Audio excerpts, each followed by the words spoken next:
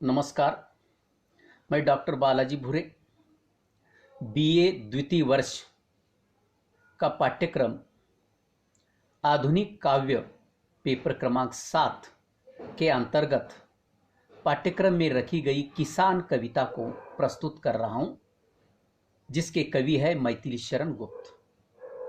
तो इस कविता को प्रस्तुत करने से पहले मैं यहाँ इस प्रस्तुतिकरण के पीछे के उद्देश्य एवं महत्व को संक्षेप में व्यक्त करना चाहूंगा। तो उद्देश्य की अगर बात करें तो इससे मैथिली शरण गुप्त के व्यक्तित्व एवं कृतित्व का छात्रों को परिचय कराना, किसान कविता का आशय भावार्थ छात्रों को समझाना, छात्रों में काव्यगत कलात्मक गुणों को विकसित करना इसके पीछे प्रमुख उद्देश्य रहा है। महत्व की अगर बात करें तो इससे छात्र मैथिली शरण गुप्त के व्यक्तित्व कृतित्व से परिचित होंगे, छात्र किसान कविता के आशय तथा भावार्थ को समझेंगे और छात्रों में काव्यगत कलात्मक गुणों का विकास हो जाएगा। यह इस प्रस्तुतिकरण के पीछे का महत्वपूर्ण महत्व रहा है। अब इस प्रस्तुतिकरण के पीछे के उद्देश्य और महत्व को देखने के पश्चात मैं किसान कविता को आरंभ करना चाहता हूं। लेकिन यहां किसान कविता को आरंभ करने से पहले संक्षेप में मैथिली शरण गुप्त के व्यक्तित्व कृतित्व को देखना हमारे लिए उचित होगा, क्योंकि प्रत्येक रचनाकार के व्यक्तित्व पर या उनके व्यक्तित्व कृतित्व का प्रभाव उनके द्वारा लिखी रचनाओं पर पड़े बिना नहीं रहता। अतः यह रचना को देखने से पहले संक्षेप में मैथिली शरण गुप्त के व्यक्तित्व एवं कृतित्व को हम देखेंगे। राष्ट्र कवि के रूप में जिन्हें पहचाना जाता है, ऐसे एक मेधावी प्रतिभा के धनी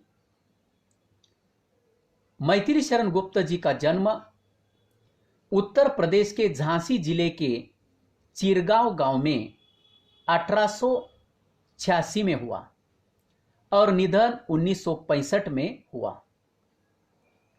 मैथिली शरण गुप्त जी के पिता का नाम श्री रामचरण गुप्त था। पिता कनकलता उपनाम से कविता लिखा करते थे और उन्हीं के प्रभाव से मैथिली शरण गुप्त कविता लेखन की ओर आकर्षित हो गए।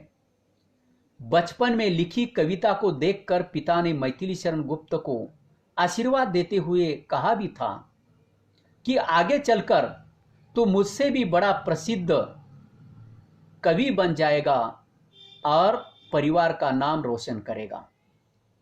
पिताजी का आशीर्वाद सही साबित हुआ। आगे चलकर मैथिली शरण गुप्त एक प्रसिद्ध या ख्यातनाम कवि के रूप में हमारे सामने आ जाते हैं। मैथिली शरण गुप्त की प्रारंभिक शिक्षा गांव में ही हुई और उसके पश्चात आगे की शिक्षा झांसी के मैकडानल हाई स्कूल में संपन्न हुई। मैथिली शरण गुप्त का मूल नाम मिथिलाधीप नंदी शरण था और लोग उन्हें बड़े प्यार से दद्दा नाम से पुकारते थे। मैथिली शरण गुप्त के साहित्यिक गुरु महावीर प्रसाद द्विवेदी थे, जो सरस्वती पत्रिका का प्रकाशन करते थे, संपादन करते थे। मैथिली शरण गुप्त की खड़ी बोली में लिखी कविताएं लगातार सरस्वती पत्रिका में प्रकाशित होती रही। खड़ी बोली को परिनिष्ठित, परिमार्जित एवं संस्कारित करने में मैथिली शरण गुप्त का महत्वपूर्ण योगदान रहा है। वे पुराने और नए में समन्वय स्थापित करने वाले कवि रहे हैं।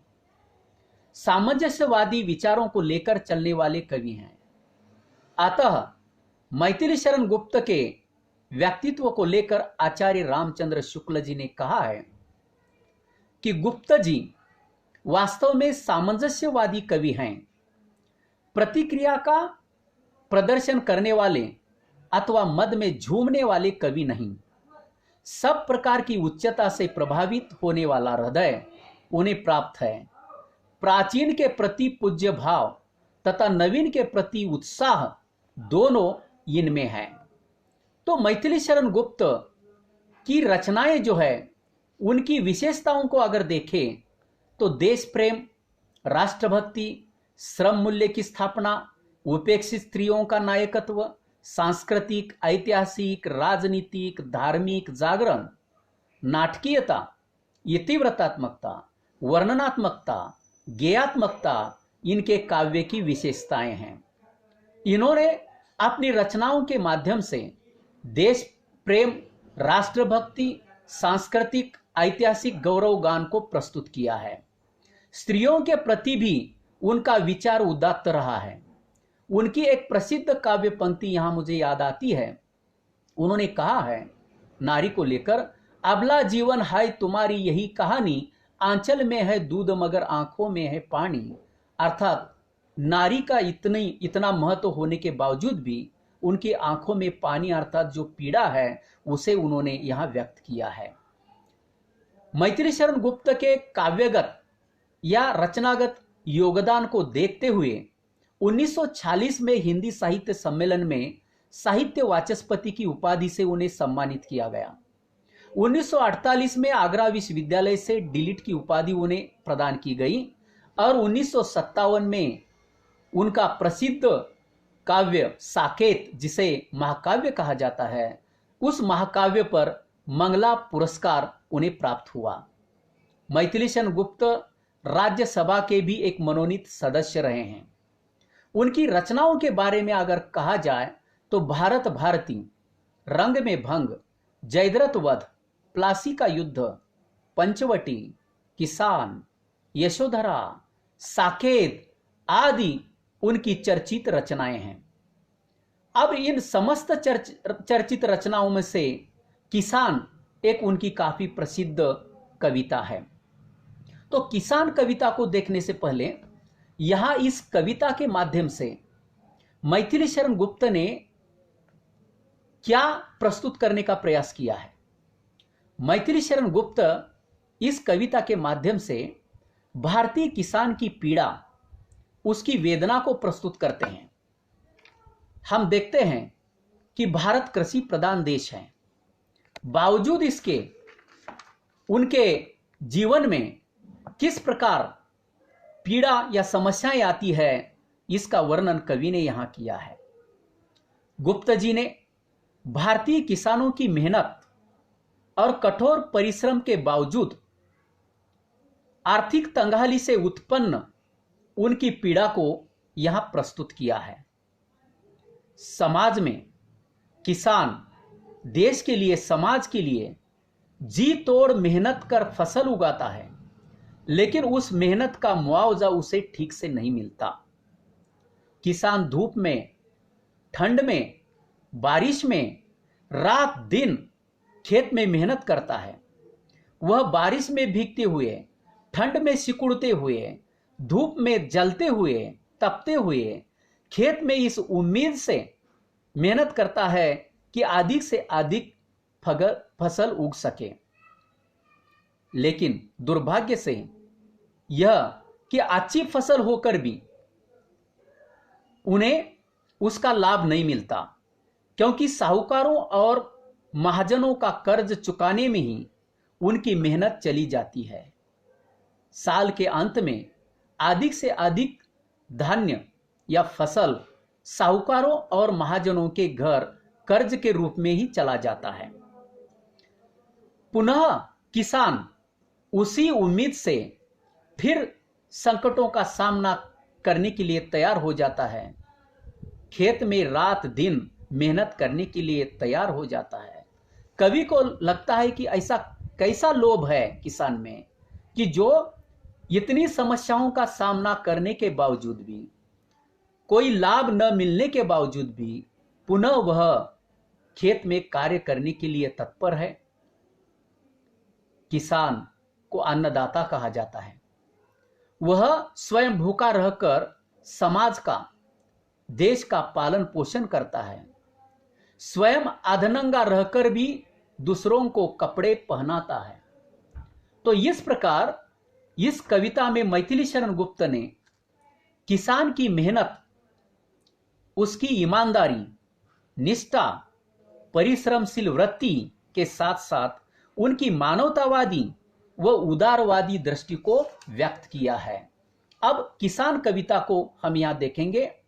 यह कविता मुख्य रूप से 5 चरणों में विभाजित है। पहले चरण में किस प्रकार वह विविध समस्याओं का सामना करते हुए खेत में मेहनत करता है, लेकिन अंत में पूरी फसल या अनाज कर्ज के रूप में साहूकारों और महाजनों के घर चली जाती है, इसका वर्णन किया है। दूसरे चरण में धूप में उसकी मेहनत का चित्रण है। तीसरे चरण में बारिश के दिन उसकी मेहनत का चित्रण है। चौथे चरण में शीत के काल अर्थात ठंड के दिनों में उसकी पीड़ा को चित्रित किया है। और 5वें चरण में वह आधुनिक और विकसित युग से समाज से भी किस प्रकार अलग है, उसकी एक अलग दुनिया है, इसको कवि ने यहां चित्रित किया है। अब यहां पहला चरण मैं कविता का प्रस्तुत करता हूं। कवि इस पहले चरण में कहता है, हेमंत में बहुधा घनों से पूर्ण रहता व्योम है, पावस निशाओं में तथा हंसता शरद का सोम है।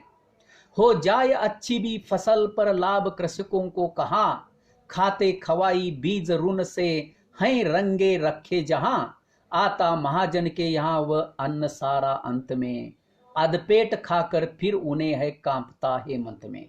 देखिए, हेमंत यानी शीतकाल। तो शीतकाल में यह वातावरण कवि ने चित्रित किया है। शीतकाल में बहुधा आकाश, व्योम यानी आकाश, आकाश पूर्णतः बादलों से भरा हुआ रहता है।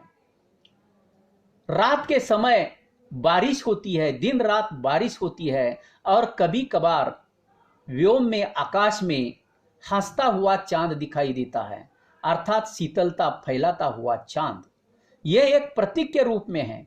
तो सुख दुख के साथ, पीड़ाओं के साथ, समस्याओं के साथ एक खुशियों की लालसा के कारण वह जीता है। हो जाए अच्छी फसल पर लाभ कृषकों को कहा। खेती में दिन रात मेहनत करने के बाद, कड़ी मेहनत करने के बाद भी अगर फसल अच्छी हो जाए तो भी किसानों को लाभ कहाँ मिलता है, क्योंकि खाते खवाई बीज ऋण से है रंगे रखे जहां।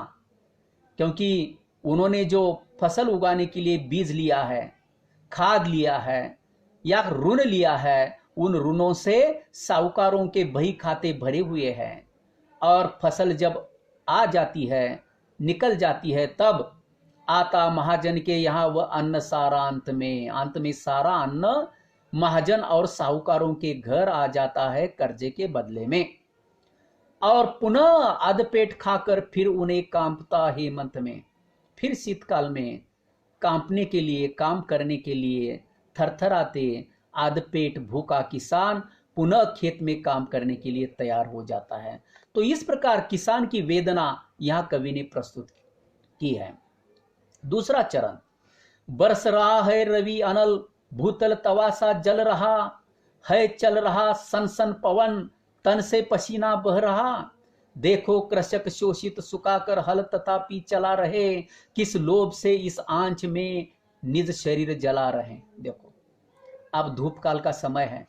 धूप काल में हम देखते हैं कि सूर्य आग ऊपर से फैलाता है, और उस आग से जमीन इतनी तप जाती है कि जमीन पर पैर रखना भी मुश्किल हो जाता है। लेकिन किसान ऐसे कठिन हालात में भी खेत में काम करने के लिए तत्पर है। बरस रहा है रवि अनल, रवि यानी सूर्य, अनल यानी आग। रवि आकाश से आग बरसा रहा है, और जिससे भूतल तवासा जल रहा, जमीन तवे के समान जल रही है, तप रही है चल रहा सन सन पवन, गर्मी के कारण हवा भी गर्म हुई है, और वह सन सन यानी गर्माहट उसकी बह रही है, हवा चल रही है, गर्म हवा बह रही है, जिससे शरीर से पसीना बह रहा है।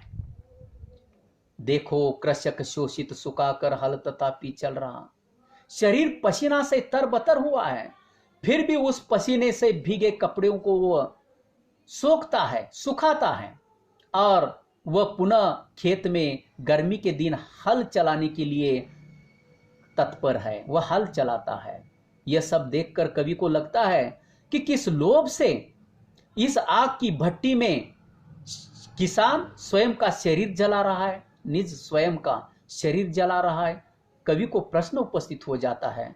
अगला चरण देखे तो इस चरण में बारिश का चित्रण कवि ने किया है। धूप काल के बाद बारिश, अब बारिश का भी दिन, घनघोर वर्षा हो रही है, गगन गर्जन कर रहा, घर से निकलने को गरज कर वज्र वर्जन कर रहा, तो भी कृषक मैदान में करते निरंतर काम है, किस लोभ से वे आज भी लेते नहीं विश्राम है। कवि कहता है कि आकाश में बादल छाए हुए हैं, घनघोर वर्षा हो रही है, बादल गरज रहे हैं, बिजली चमक रही है, फिर भी घर से वे निकलते हैं। ऐसे गर्जन में, ऐसी बारिश में लोहे से बने वस्त्र, लोहे से बने हथियार, वज्र यानी हथियार, वह भी ऐसी बारिश में घर से निकलना नहीं चाहते।